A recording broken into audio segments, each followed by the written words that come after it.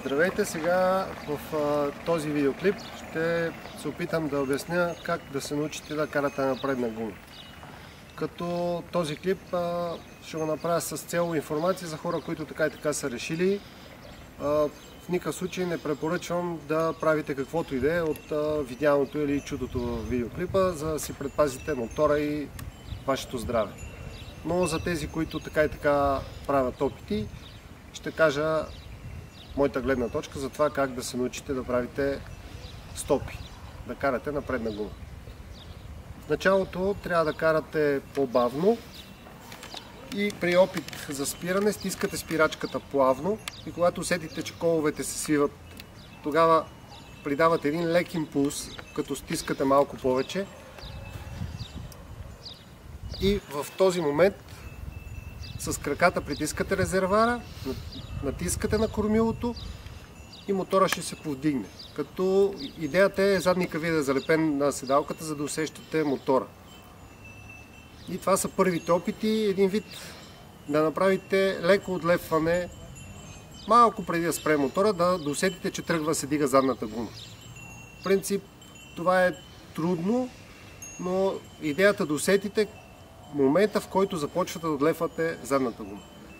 Съответно след това може да увеличите леко скоростта, за да може мотора да върви в права линия.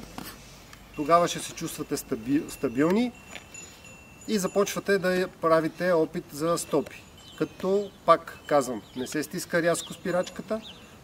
Трябва в първоначалния момент да се направи плавно на 80-90% и когато усетите, че предницата потъва, в този момент придавате импулс с тялото, стискайки резервоара с краката, като раменете трябва да са изправени и ръцете стегнати. И усетите ли, че започне да се вдига мотора, леко отпускате спирачката. Защото при карането на предна гума, ако тръгнете да прекантарвате, шанса да паднете е 99%.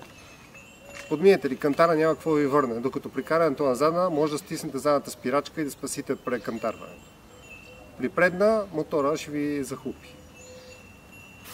Това са едни от най-важните неща и вече след като усвоите да усетите, че наближавате кантара, вече може да отпускате предната спирачка, като не отпускате до край, просто намалявате усилието, така че да може да се движи мотора на предна гума. И след като започнете да минавате по 1 метър, по 2 метра, така ще се научите. След като се научите да карате в права линия, може да опитате да го управлявате, но управлението става по-лесно почти при кантара. И може да се учи вече завъртане на 180 градуса, но в началото не гоните височини. Идеята е да правите стопите, както много от състезателите в MotoGP го правят с по-нисък кантар, просто при скорост, при хубав асфалт и добро сцепление.